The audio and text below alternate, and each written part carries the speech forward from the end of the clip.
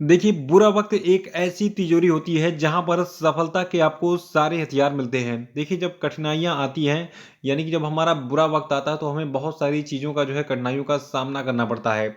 वहाँ पे हमें ये सीखने को मिलता है कि हमें क्या-क्या चीज़ें परेशान कर सकती हैं और भविष्य में हमें किन चीज़ों से जो है सतर्क रहना चाहिए। तो इस चीज़ को हमेशा याद रखिएगा। देखिए, आज 26 दिसंबर है और आज की वीडियो में टोटल 11 मोस्ट इम्पोर्टेंट प्रश्नों पे हम चर्चा करेंगे और इसमें देखिए आपको सैफ अंडर 19 फुटबॉल महिला चैंपियन से संबंधित प्रश्न मिलेगा और साथ में ऐसे बहुत सारे इंपॉर्टेंट प्रश्न मिलेंगे जो कि आपकी आगामी परीक्षा के लिए मोस्ट इंपॉर्टेंट है। तो बनी रही वीडियो में और जो लोग नए हैं वो चैनल को सब्सक्राइब जरूर कर लेंगे, साथ में बेल आइकन जरूर प्रेस कर देंगे ताकि मेरे आने वाले सभी वीडियोज़ का नोटिफिकेशन जो है वो आपको ऑटोमेटिक मिल जाए और वीडियो को लाइक और शेयर भी कर दीजिएगा। तो चलिए शुरू करते हैं इस वीडियो को। देखिए, पहला प्रश्न आज का है कि भारत में गुड गवर्नेंस डे यानी कि जो सुशासन दिवस है, ये कब मनाया जाता है? तो देखिए, सुशासन दिवस जो कि काफ़ी चर्चा में रहने वाला दिवस है और ये अभी हाल ही में शुरू भी किया गया था पिछले वर्षों में। ये 25 दिसंबर को मनाया जाता है। तो सुशासन दिवस कब मनाते हैं यानी गुड गवर्नेंस डे कब मनाते हैं हम? 25 दिसंबर को। और इसका एक बहुत बड़ा कारण है, यहाँ पे भारत के प्रधानमंत्री अटल बिहारी वाजपेयी की फ़ोटो दिख रही है। तो देखिए, भारत में जो है जो गुड गवर्नेंस डे है ये 25 दिसंबर को इसलिए मनाया जाता है क्योंकि इसी दिन भारत रत्न और पूर्व प्रधानमंत्री अटल बिहारी वाजपेयी की जो है जयंती पड़ती है। तो इनको सम्मान देने के लिए ये दिवस मनाया जाता है 25 दिसंबर को। देखिए, 2014 में पूर्व प्रधानमंत्री अटल बिहारी वाजपेयी और पंडित मदन मोहन मालवीय को जो है भारत के सर्वोच्च नागरिक पुरस्कार भारत रत्न से सम्मानित किया गया था। देखिए, ये प्रश्न कई बार एग्जाम में पूछा चुका है कि अटल बिहारी वाजपेयी और पंडित मदन मोहन मालवीय को किस साल जो है भारत रत्न दिया गया था? तो ये दिया गया था 2014 में। याद रखिएगा इसको अगर एक नंबर चाहिए तो। और देखिए, जो आपका ईयरली करेंट अफेयर का पार्ट 1 था, ये मैंने आपको परसों दिया था इसका वीडियो और कल रात में मैंने इसका पार्ट 2 भी अपलोड कर दिया है। तो ये दोनों पार्ट देख लीजिएगा, बाकी 3 पार्ट और आने हैं। टोटल 500 करेंट अफेयर का ये आपका सीरीज चलेगा और इसमें 500 जो सबसे मोस्ट इंपॉर्टेंट सबसे सेलेक्टिव प्रश्न होंगे 2021 के, ये आपको मिलेंगे। और देखिए, एक और मैं पीडीएफ तैयार कर रहा हूँ, जैसा कि मैं हर साल तैयार करता हूँ 3000 प्लस प्रश्नों वाला, ठीक है। तो ये 3000 प्रश्न अगर आप पूरा पढ़ लेंगे तो आपका पूरा का पूरा करेंट अफेयर रिवाइज हो जाएगा 2021 का। और 2022 के जितने भी एग्जामिनेशन है उसमें बेझिझक बैठिए और तूफान मचा दीजिए सारी परीक्षाओं में। तो ये पीडीएफ आपको जल्द ही 1 या 2 दिन में मिल जाएगी। थोड़ा सा टाइम लग रहा है उसको एडिट करने में, बहुत सारी चीज़ इसमें जो है रिमूव करनी पड़ती हैं, बहुत सारी चीज़ें मॉडिफाई करनी पड़ती हैं।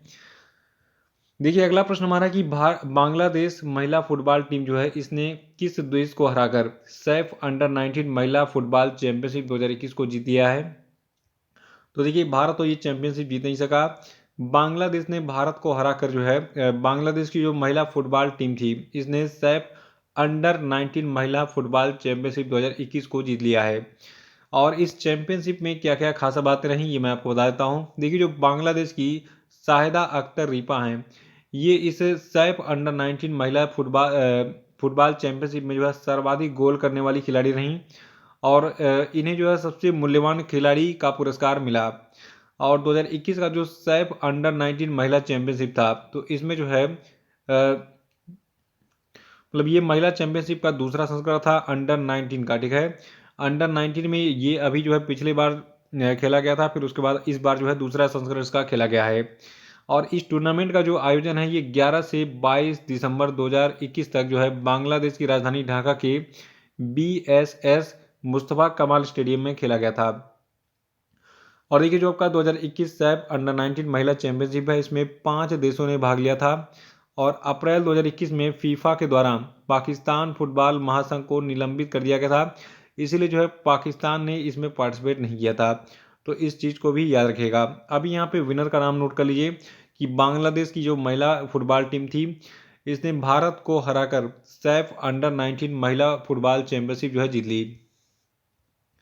अगला है कि किस व्यक्ति को सामाजिक न्याय 2021 के लिए मदर टेरेसा मेमोरियल अवार्ड दिया गया? तो देखिए, सामाजिक न्याय 2021 के लिए मदर टेरेसा मेमोरियल अवार्ड दिया गया है डॉक्टर अनिल प्रकाश जोशी को। आपको बता दूं, हार्मनी फाउंडेशन हर साल जो मदर टेरेसा मेमोरियल अवार्ड है ये प्रदान करता है और इसके लिए एक थीम की पहचान करता है और ये उन व्यक्तियों और संगठनों को सम्मानित करता है जो पर्यावरणीय स्थिरता को बढ़ावा देने में काम करते हैं। और आपको बता दूं जो आपका ये पुरस्कार है जिसका नाम है मदर टेरेसा मेमोरियल अवार्ड, तो ये पुरस्कार जो होता है इसके विजेताओं को जो आपका मदर टेरेसा मेमोरियल अवार्ड है, तो ठीक है, तो ये फाउंडेशन के संस्थापक अध्यक्ष डॉक्टर अब्राहम मथाई के द्वारा जो है ये सम्मान दिया जाता है हर साल जो विनर्स होते हैं उनको। तो इसको याद रखिएगा। और अगला प्रश्न है कि इफ्को टोक्यो जनरल इंश्योरेंस के नए एमडी और सीईओ कौन बने।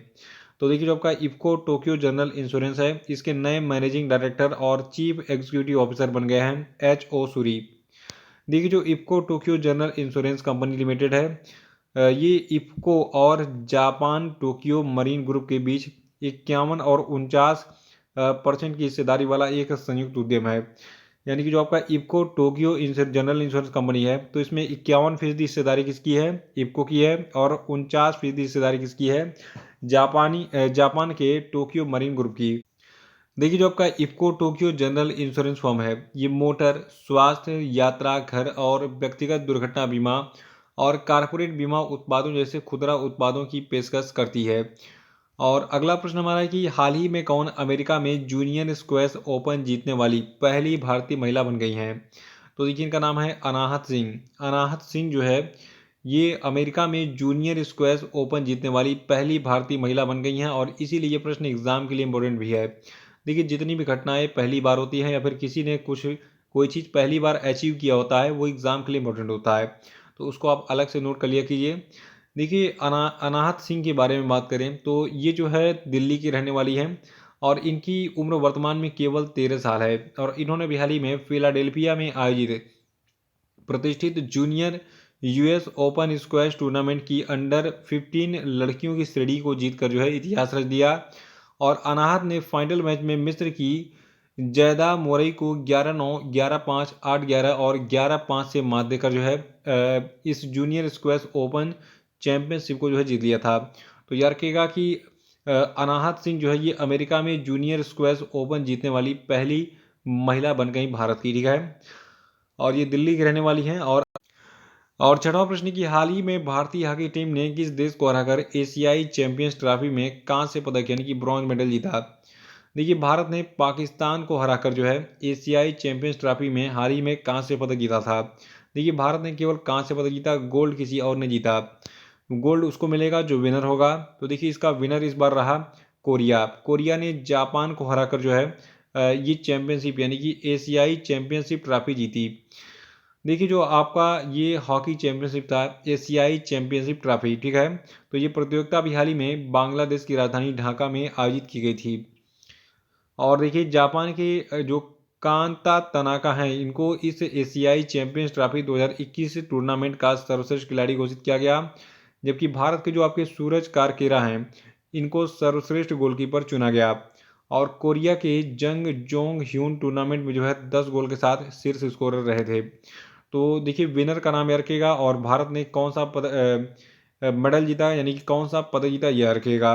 तो अभी हाल ही में जो भारतीय हॉकी टीम थी याद रखिएगा इसने एशियाई चैंपियंस ट्रॉफी में पाकिस्तान को हराकर जो है कांस्य पदक जीता था, और जापान को हराकर कोरिया ने विजय प्राप्त की और ये चैंपियन बना 2021 का एशियाई चैंपियंस ट्रॉफी हॉकी टूर्नामेंट का। अगला प्रश्न है कि हाल ही में किस युद्धपोत को 24 दिसंबर 2021 को विशाखापत्तनम में 32 साल की सेवा देने के बाद सेवा मुक्त कर दिया गया। तो देखिए 32 साल तक सेवा देने के बाद जो है INS खुखरी P49 को जो है अभी हाल ही में सेवा मुक्त कर दिया गया। देखिए INS खुखरी को जो है मझगांव डाक से बिल्डर्स ने 23 अगस्त 1989 को बनाया था, और इसे पश्चिमी और पूर्वी बेड़े का हिस्सा होने का गौरव प्राप्त था। और जो आपका INS खुखरी P49 था तो इसने कुल मिलाकर 6,44,897 समुद्री मील से अधिक की दूरी तय की थी, और ये जहाज भारतीय सेना के गोरखा ब्रिगेड से संबंधित था। अगला प्रश्न है कि पर्यावरण मंत्रालय के हालिया आंकड़ों के अनुसार 2009 और 2019 के दौरान किस राज्य में बिजली की चपेट में आने से हाथियों की सबसे ज़्यादा मौतें दर्ज की गई हैं। तो देखिए जो आपका उड़ीसा राज्य है तो उड़ीसा में जो है हाथियों की सबसे ज़्यादा मौतें दर्ज की गई हैं बिजली की चपेट में आने के कारण। देखिए इस प्रकार के प्रश्न पिछली परीक्षाओं में बहुत पूछे गए हैं, तो इसको नोट कर लीजिएगा कि बिजली की चपेट में आने से हाथियों की सबसे ज़्यादा मौतें उड़ीसा में दर्ज की गई हैं, और कितनी मौतें दर्ज की गई ये भी मैं आपको बताऊंगा। देखिए जो केंद्रीय पर्यावरण और वन और जलवायु परिवर्तन मंत्रालय है भारत सरकार का, इसने भी हाल ही में एक आंकड़ा प्रस्तुत किया। इसमें बताया कि 2009 से 2019 के बीच में देश भर में कुल 600 हाथियों की मौतें हुई बिजली के झटके से, और इसमें कुल अकेले जो है 117 मौतें उड़ीसा में दर्ज की गई। उसके बाद बिजली के झटके से बिजली के चपेट में आने से हाथियों की मौत के मामले में फिर कर्नाटका 116 के साथ दूसरे स्थान पर रहा, और फिर 105 के साथ असम तीसरे स्थान पर रहा। यानी कि सबसे अधिक मौतें उड़ीसा में हुई, फिर कर्नाटक में हुई, फिर असम में हुई। और देखिए अरुणाचल प्रदेश, त्रिपुरा, महाराष्ट्र ऐसे राज्य हैं जहां पर बिजली के झटके से हाथियों की एक भी मौतें जो है दर्ज नहीं की गई, यानी कि शून्य मृत्यु दर्ज की गई यहाँ पर। अगला कि शक्ति आपराधिक कानूनी विधेयक किस राज्य से संबंधित है? तो देखिए जो शक्ति आपराधिक कानून विधेयक है ये महाराष्ट्र राज्य से संबंधित है। देखिए अभी हाल ही में महाराष्ट्र सरकार ने शक्ति विधेयक में संशोधन के लिए एक संयुक्त चयन समिति की सिफारिश के साथ रिपोर्ट पेश की, और महाराष्ट्र की जो सरकार है इसने शक्ति आपराधिक कानून विधेयक 2020 में बलात्कार, एसिड हमले जैसे अपराधों के लिए सजा बढ़ाने का प्रस्ताव रखा है। अगला प्रश्न है कि हाल ही में खबरों में रही जो आपका पैक्सलोवाइड है, ये जो है किस बीमारी के खिलाफ पहला गोली यानी कि पिल है? तो देखिए अब कोरोना की एक दवा आ गई है, टैबलेट आ गई है, जो कि फाइजर कंपनी ने बनाई है। इसका नाम है पैक्सलोवाइड, ठीक है। तो पैक्सलोवाइड या फिर पैक्सलोविड इसको कह सकते हैं आप। तो पैक्सलोविड या पैक्सलोवाइड जो है इसको बनाया है फाइजर ने, और अभी हाल ही में अमेरिकी स्वास्थ्य नियामकों ने जो है कोविड-19 के खिलाफ इस गोली को मंजूरी भी दे दी कि इसको जो है कोरोना के खिलाफ जो है मरीजों को दिया जा सकेगा। और सकारात्मक यानी कि कोविड पॉजिटिव व्यक्ति जो होंगे उनको मतलब घर पर जो है 12 वर्ष और उससे अधिक उम्र के वयस्कों और बच्चों के लिए दवा दी जा सकती है। यानी कि कम से कम 12 साल का बच्चा हो और या फिर उससे अधिक उम्र का हो तो वो इस दवा का सेवन कर सकता है अगर वो कोविड पॉजिटिव है। अगला प्रश्न है कि सिल्वर लाइन एक सेमी हाई स्पीड रेलवे परियोजना है, ये किस राज्य में बनाई जा रही है? तो देखिए सिल्वर लाइन जो है जो आपकी सेमी हाई स्पीड रेलवे परियोजना है ये केरल में बनाई जा रही है। देखिए केरल में ये बनाई जा रही है और ये चर्चा में क्यों है, क्योंकि ये मतलब इसका विरोध चल रहा है केरल में इसको बनाने को लेकर। देखिए कोई भी अगर परियोजना शुरू होगी तो उसके लिए ज़मीन चाहिए भाई। तो अगर किसी की ज़मीन आप कब्जा करेंगे और उस पर कुछ वही प्रोजेक्ट चलाएंगे तो भाई वो गुस्सा आएगा कि भैया हमारे ज़मीन पे मत बनाओ, बहुत सारी ज़मीनें खाली है वहाँ जाकर बनाओ। तो पूरे केरल में इसका विरोध चल रहा है इस सेमी हाई स्पीड रेलवे परियोजना का। आइए इस परियोजना की लागत और इसके बारे में जान लेते हैं। देखिए जो आपका सिल्वर लाइन है ये केरल राज्य में बनाई जा रही एक सेमी हाई स्पीड रेलवे परियोजना है, और इस सिल्वर लाइन परियोजना में केरल राज्य के उत्तरी और दक्षिणी छोर के बीच 200 किलोमीटर प्रति घंटा की गति से चलने वाली ट्रेनों को तैनात करना शामिल है। देखिए जो Kerala rail development corporation limited है इसके द्वारा निष्पादित सिल्वर लाइन के खिलाफ पूरे केरल में विरोध चल रहा है। ये परियोजना जो है इसकी अनुमानित लागत है 63,940 करोड़ रुपए, और इस परियोजना की समय सीमा 2025 है, 2025 तक इसको कंप्लीट करना है। याद रखिएगा सिल्वर लाइन क्या है, एक सेमी हाई स्पीड रेल परियोजना है केरल की।